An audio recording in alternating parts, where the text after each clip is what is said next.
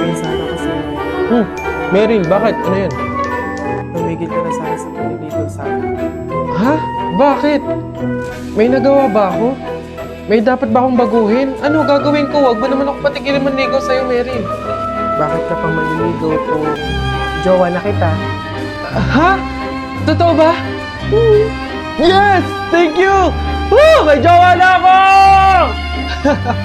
Uy! Huwag ka maingay, nakakahiya. I love you! Mahal kita.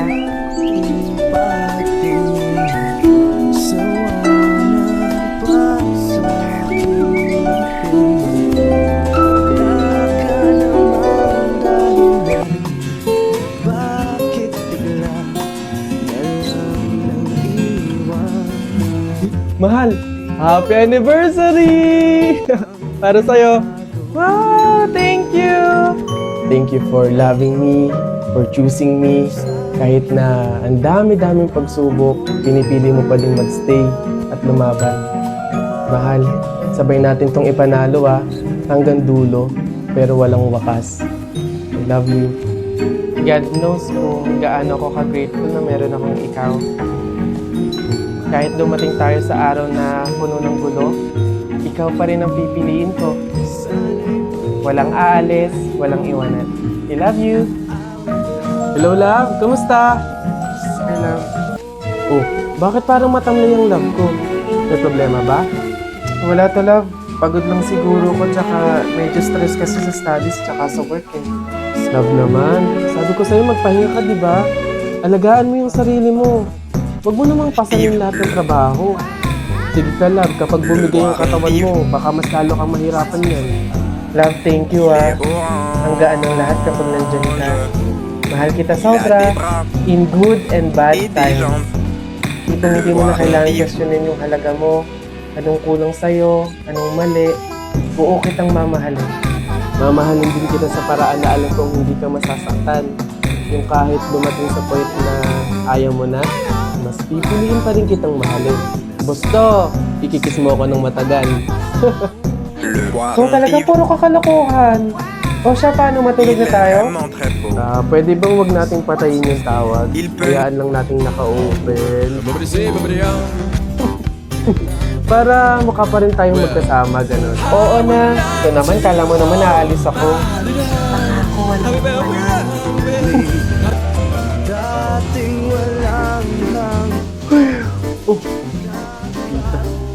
Hello po, tita. Napatawag po kayo. Bakit po? Iho? Anak? Tita, bakit po kayo naiyak? Ano po nangyari? Anak? Wala na si Meryl. Ha? Tita, paano pong wala? Ano ba nangyari? Iho, hindi na siya nagising kaninang umaga eh. Anak? Wala na. Patay na si Meryl. Paano patay? Ito, wag naman po kayo magbibiro ng ganyan. Nausap ko pa lang siya kaninang madaling araw sa tawag. Bago kami natulog. Kaya isip ko, paano nangyari yan? Hindi pwede.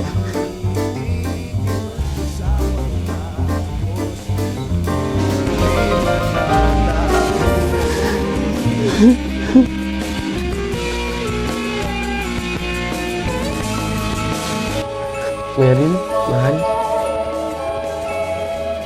Bangon na dyan. Kala ko ba walang iwanan? Sabi mo pa nga, hindi ka aalis, di ba? Nangako ka nun eh. Pero bakit ganun kadali mo kaming iniwan? Alam mo, kung alam ko lang na mangyayari to, sana sinamahan na kita palagi. Salamat sa pagmamahal, Meryl pagbuhay kong dala-dala na merong ikaw na dumating sa buhay ko. Wala ka man sa piling namin. Mananatili kang buhay sa puso't isipan namin. Mahal na mahal kita. Hanggang sa muli, mahal ko.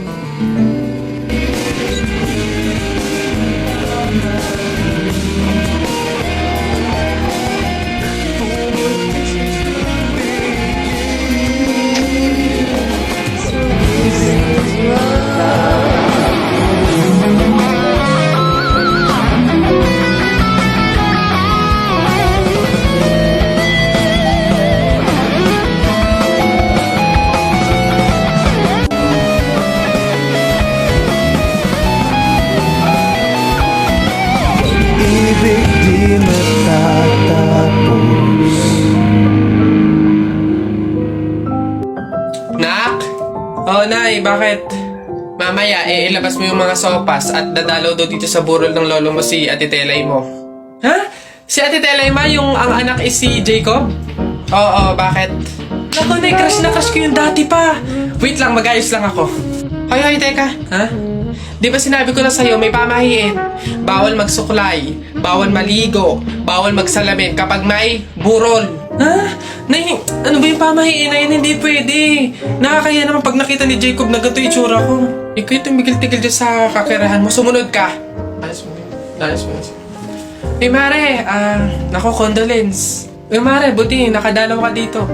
Ito nga pala, anak ko si Jacob. Hello po, tita. May condolences po. Ay, naku, sige. Pasok kayo. Kumain kayo dun. May sopas dun. Ang hirap naman pag walang salamin. Ano itsura na ito?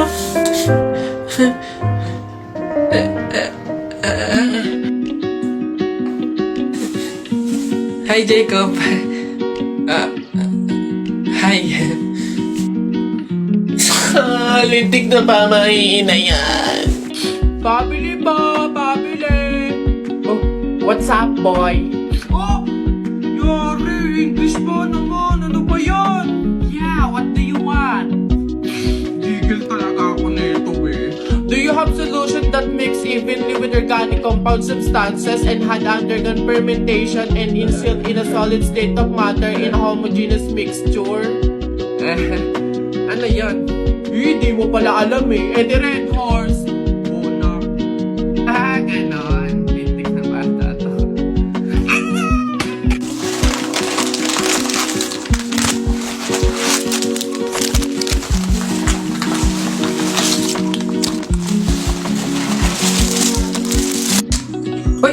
Hoy anak, ano yung ginagawa mo? Bakit ka naman nag-uwi ng pagkain na galing sa burol ni tatay nyo? Dami naman natin pagkain dito Nakakahiya ka. Tsaka alam mo, masama yan ha? Ang pamahiin ng mga matatanda dyan kapag nag-uwi ka ng pagkain na galing sa burol, naku, tsak may mga kapitbahay tayong mamamatay din. Yun nga mama eh. Kaya nga ginawa ko yun. Kaya kumuha ko ng mga pagkain doon sa burol at dinala dito sa bahay natin para mamatay na yung mga kapitbahay natin. Lalo na yung si Aling Marites. Alam mo ba ma? Sabi, narinig ko, hindi ka na daw virgin. Anong sabi? Hindi na ako virgin? Kumuha ka ng karton tsaka ng sako. Pumunta tayo sa burol ni Kate yung kunin mo lahat ng pagkain doon.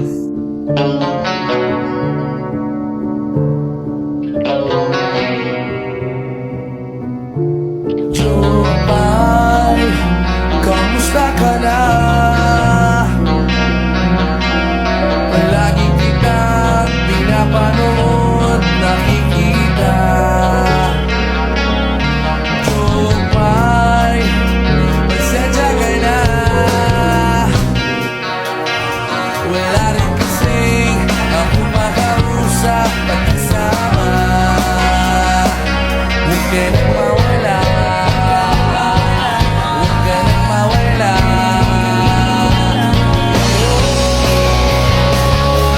Dadalhin kita sa aming bahay. Di tayo mag-aaway. Aalis tayo sa tunay na mundo. Dami kong pugso. Isa mo daw. Oh, naisang punta mo! Diyan lang sa palengke, bibili ng ulam at bigas. Oo na, isama ako! Ikaw na bata kay tumigil-tigil ka ha? Magtututuro ka lang dun eh. Wala tayong pera. Hindi nga ako magkukulit! Hindi mo ako madadaan sa iyak-iyak mo dyan ha, sinasabi ko sa'yo. Usama ka ako! Usama ka ako! Usama ka!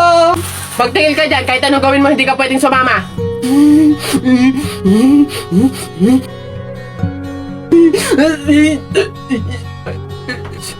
Sige, magbisi ka na doon. Kulit ng batang to.